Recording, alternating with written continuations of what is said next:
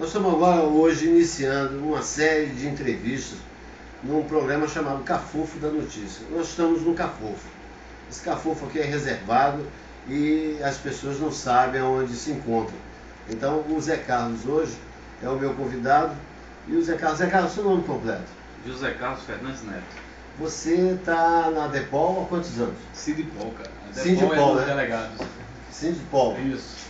Os delegados atrapalham muito vocês? Não, nós estamos no sindicato há 11 anos. Eu terei 2 mandatos como presidente, o Carlos Jorge está, falta um ano para concluir o mandato dele, 2 mandatos também, então nós estamos há 11 anos. O Sindipol tem sido uma trincheira de luta, né? Também? Do servidor público do estado de Alagoas, eu acho, do povo alagoano. Alagoas é um estado que tem uma das piores elites, se existe elite menos ruim, a Alagoas é a pior, né? Todo mundo sabe, a concentração de renda aqui é imensa. E hoje nós temos um governador que é o representante direto dessa elite, que controla o estado politicamente e economicamente. E é preciso haver alguma reação, né? É preciso ter alguma reação a essa política implementada. E o Sindipol tem sido um elemento importantíssimo, creio, no sentido de dizer, não, nós não governamos essa política. Nós somos alagoanos, nós temos direito à nossa dignidade, somos servidores públicos, pertencemos a uma classe importantíssima para a população, que é a área de segurança pública, e aquele sindicato é uma trincheira verdadeira de luta do povo alagoano. Quando eu falei da DEPOL, você quis diferenciar. Eu acho que o policial civil tem algumas queixas com relação à postura e às indicações políticas dos delegados. Existe muito delegado que não fez concurso, entrou pela janela e até hoje não se resolveu essa situação. Já foi para a justiça, já saiu, né?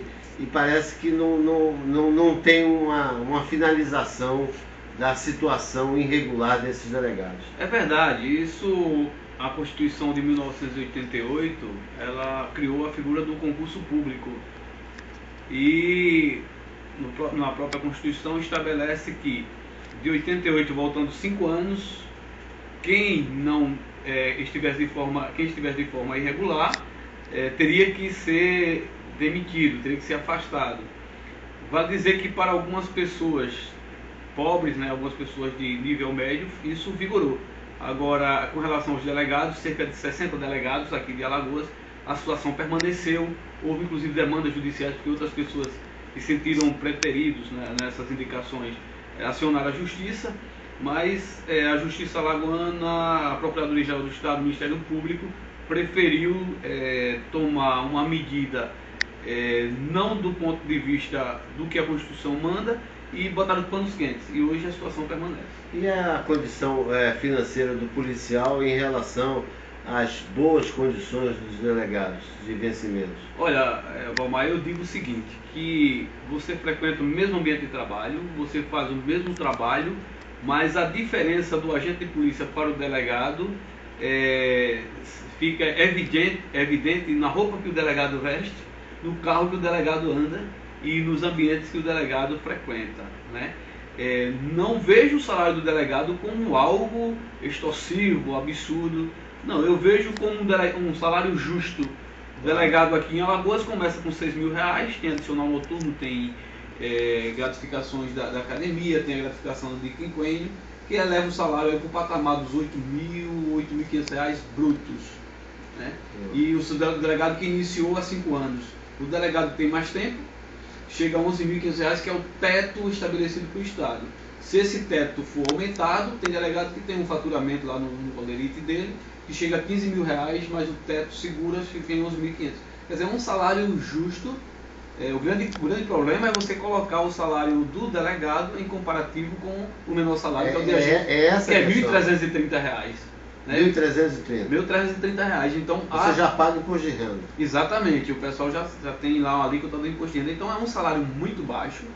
Vale dizer que essa distorção não é só em Alagoas, no Brasil inteiro, exceto Brasília, Distrito Federal, onde o governo federal banca o salário dos agentes de polícia. Alguns estados que eram territórios e que o governo federal bancava o salário também. quando passou a condição de Estado, foi mantido o patamar salarial, como Roraima, o Acre e outros estados, mantém um nível de salário relativamente bom. Mas no mais, Rio de Janeiro, São Paulo, Pernambuco, onde o índice de violência é similar ao estado de Alagoas, o salário do policial é péssimo e invariavelmente a gente vê a imprensa noticiando o policial envolvido com corrupção. É isso que eu ia perguntar. Essa situação financeira leva à corrupção policial? Olha, sem dúvida, eu digo que não é o elemento determinante.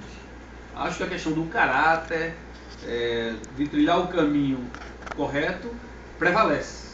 Mas o baixo salário, com certeza, é um elemento fundamental para que nós tenhamos no noticiário nacional, invariavelmente, a imprensa noticiando esse envolvimento com crime, com roubo, com extorsão. E isso sem falar também com as intrigas e o contraponto da justiça. Vocês prendem, a justiça solta.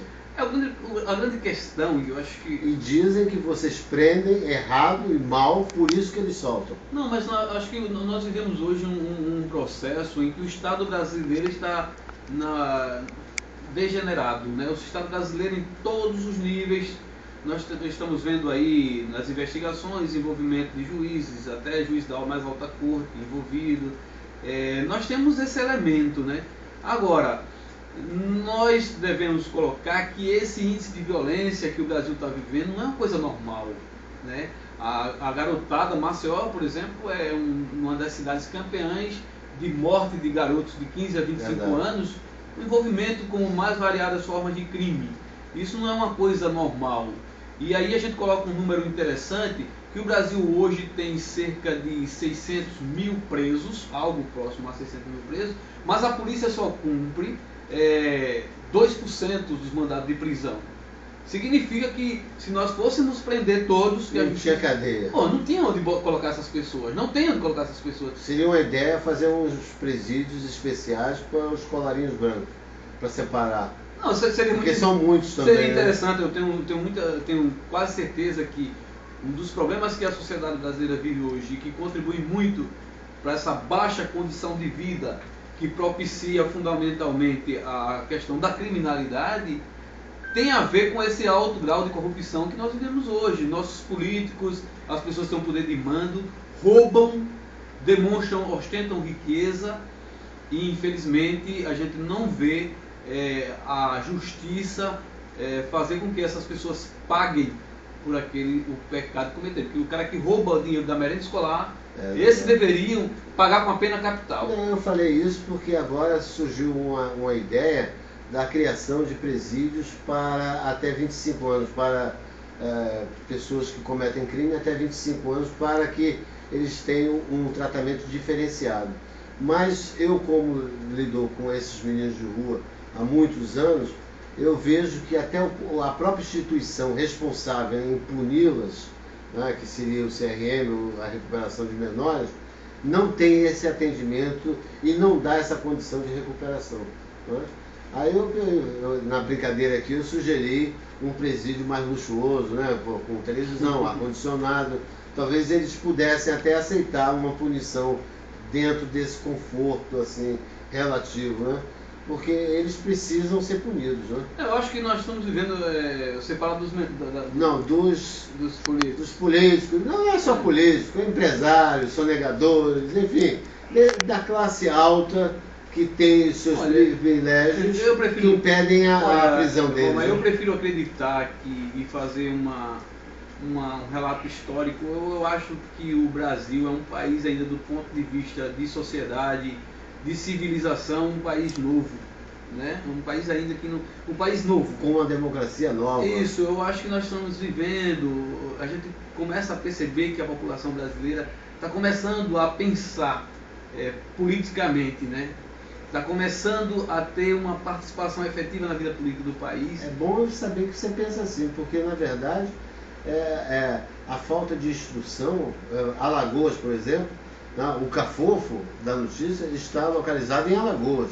Não é por acaso que nós estamos aqui, porque Alagoas representa um retrato do Brasil cruel.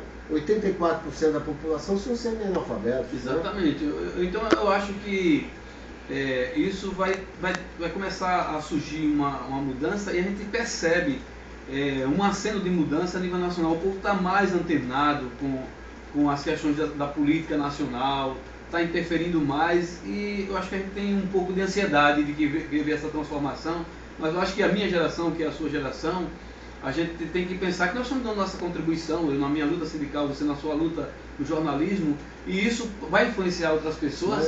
Eu acho que a coisa vai caminhar. Agora, sobre essa questão política, dos políticos que são corruptos, e as políticas apontadas pelo governo Lula, por exemplo, para com a população brasileira no tocante a essas crises, notadamente a questão da segurança pública, eu vejo com alguma preocupação e entendo que isso não resolve.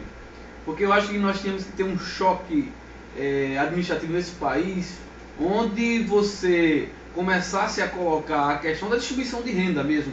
Porque a gente vê os banqueiros lucrando muito aqui em Alagoas, os usineiros lucram muito, ganham muito, e o povo não tem participação. Mas essa distribuição de renda deveria ser na aplicação na educação, saúde e cidadania para os mais pobres. Não essa política de esmola e de bolsa. Isso não resolve. Eu acho que essa história do presídio é mais um engodo que não vai resolver. Nós precisamos de um programa de geração de emprego. Mas a aplicação correta do dinheiro público no destino a ele a ser dado. O dinheiro da saúde, vamos aplicar na saúde. Exatamente. O dinheiro da educação, vamos aplicar na educação.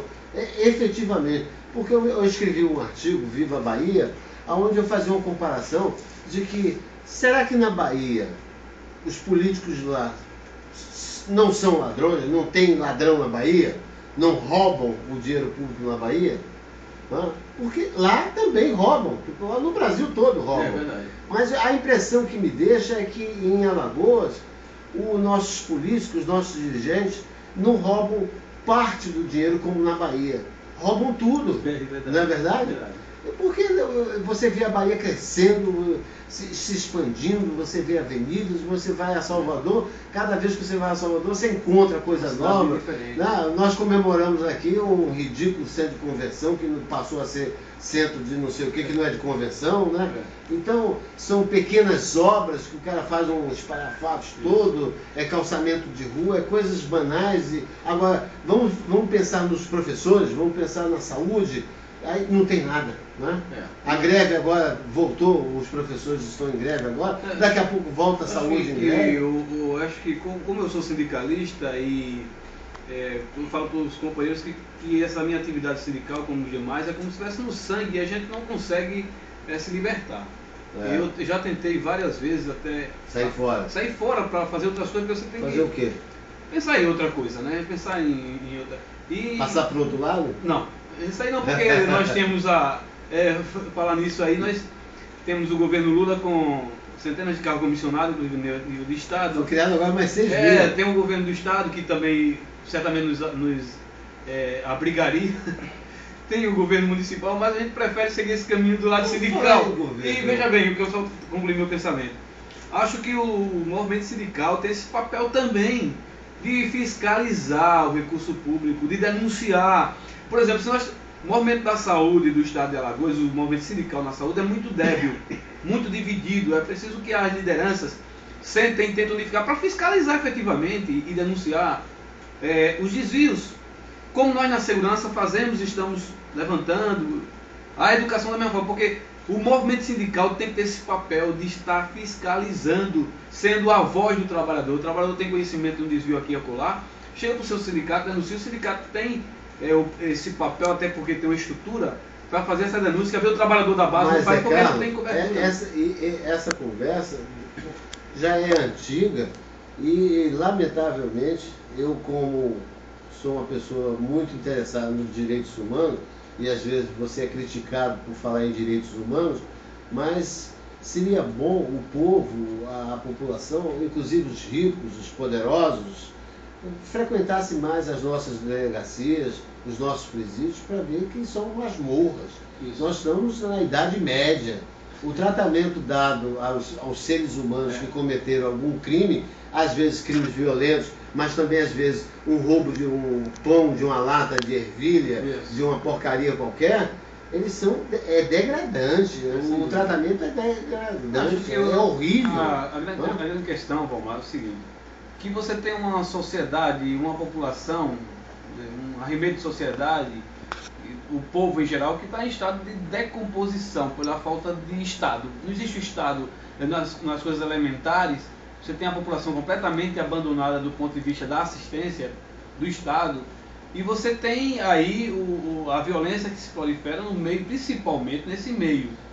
Aí veja bem, o que acontece? Toda essa decomposição, toda essa situação de abandono que nós vivemos, ela explode na repressão policial. Agora eu pergunto a você, como policial que você é, presidente do sindicato, como as reivindicações de vocês são apenas na